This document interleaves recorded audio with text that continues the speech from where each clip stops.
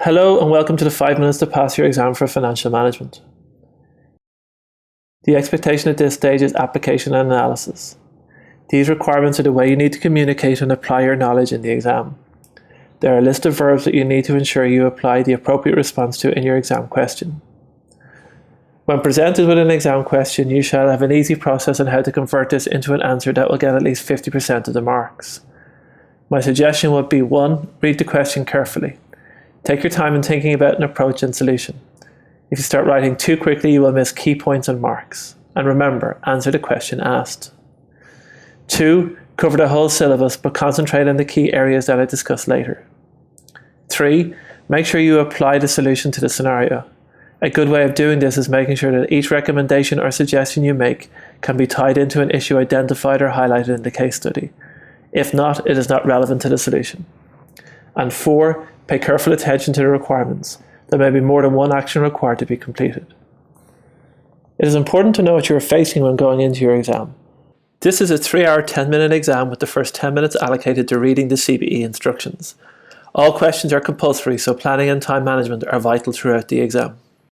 Section A is worth 30 marks and has 15 objective test questions. Section B is also worth 30 marks and it has 15 objective test case questions. You will be provided with 3 cases and 5 questions will be asked on each. Both Section A and B can come from anywhere on the syllabus. Section C is 2 questions worth 20 marks each. These questions are constructive response questions requiring the use of a spreadsheet or text editor. Not only is question practice important, but practice using the CBE format is also key. These can be done on the LearnSignal platform. Some of the best ways to pick up marks in an exam are to learn from what students did well and not so well in the past. Some of the general advice given by the examining team includes noting clearly that calculations are better performers than the discussions. This weakness in discussion answers suggests that parts are ignored during study and students think they understand the theory, but it is important to practice writing it down. There is an ongoing expectation that investment appraisal is going to be on the paper. Again, students don't always perform well, as there is lack of competence in discussion for these questions.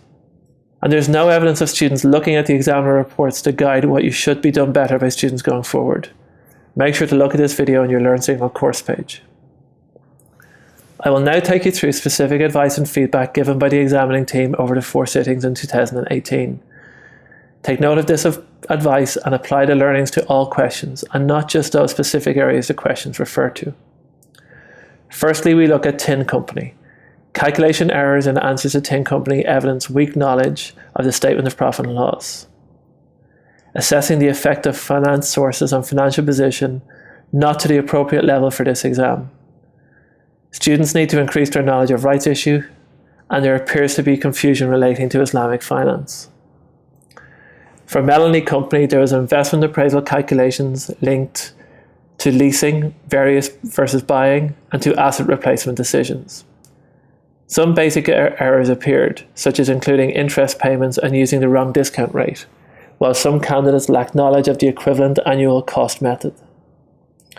The discussion part of the question required a straightforward discussion of net present value compared to internal rate of return. This comparison discussion often failed to compare, looking at MPV or IRR individually, and hence not addressing the question requirement. Looking at the September-December 2018 paper, Oscar Company required the evaluation of 2 factoring options and a discussion of the benefits of factoring for a company. While cost-benefit analysis of changes in receivable management is often done well, there's a range of errors that arose with this question. The discussion part of the question asked about whether working capital investment policy, and candidates often confuse this with working capital financing policy. Finally, 3 factors were required to be discussed. However, discussion was often limited, again referring back to one of the general issues raised earlier. So there's financial management in 5 minutes. Apply this advice throughout your study and use for each question during exam bootcamp, and you'll give yourself a great chance of passing. Pass rates are generally around 50%, so you have around a 1 in 2 chance of passing. Don't take a chance, follow this guide, and you should be able to leave financial management in the past. Best of luck.